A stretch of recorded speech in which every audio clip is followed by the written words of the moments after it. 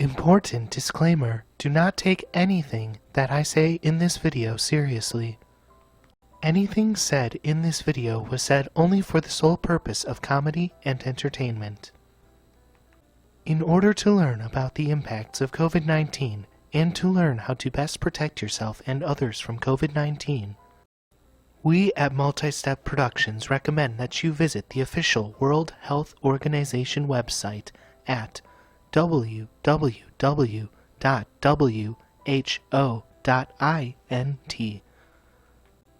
Thank you for your understanding and patience. Now, onto the video. What's up, everyone? Welcome back. I'm giving this all I got. I don't want to hurt you, but I will. All right.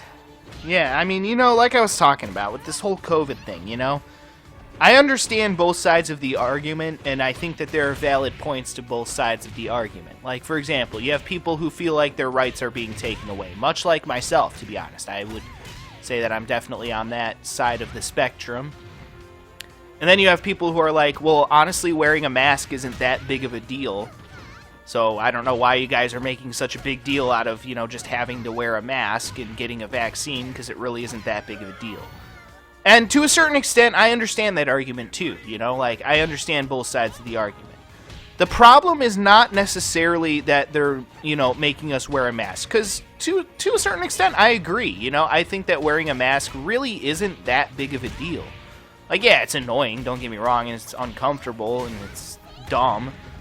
Yeah, but to a certain extent, yeah, it really isn't that big of a deal. But how much do masks actually work? In the way that most people actually use them. Because honestly, they don't work as well as people think they do. Honestly, do your research. But the point is that, yes, wearing masks, honestly, I agree, it really isn't that big of a deal. But the thing about it is that it's a symptom of a larger problem. And I feel like that's where people are starting to get angry, is because they feel like their rights are being trampled on, and to a certain extent they're right. They're like, what right does the government have to force me to wear a piece of clothing? What's next? The government's gonna, take away my right to, I don't know, freedom of speech or something? And I feel like that's what it is a lot of the times. And I get it that that's a slippery slope logic fallacy. I get it. But at the same time, there's a point to the whole slippery slope argument, because it does exist to a certain extent. For example, people back in the day were like, oh, gays just want the right to be married. Like, okay, yeah, fine. I actually 100% support that. I've always been a big believer in freedom in general. I'm pretty much a libertarian, I would say. So I believe in freedom. Hell yeah. If gays want to get married, fuck yeah, absolutely. But now they're fighting for all these additional rights as well. Things that I do think,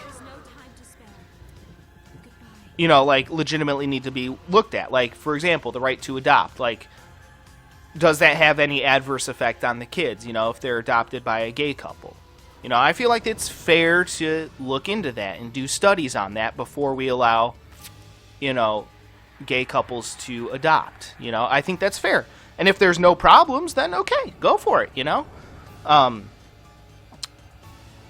But, at first it was just like, oh, well, we just want the right to be married. And now they're fighting for extra rights, and then they're going to be fighting for more rights, and then more rights, and then more rights. Which I'm not saying is a bad thing, necessarily. I believe in giving people more rights. But I'm saying that there is a point to the slippery slope fallacy.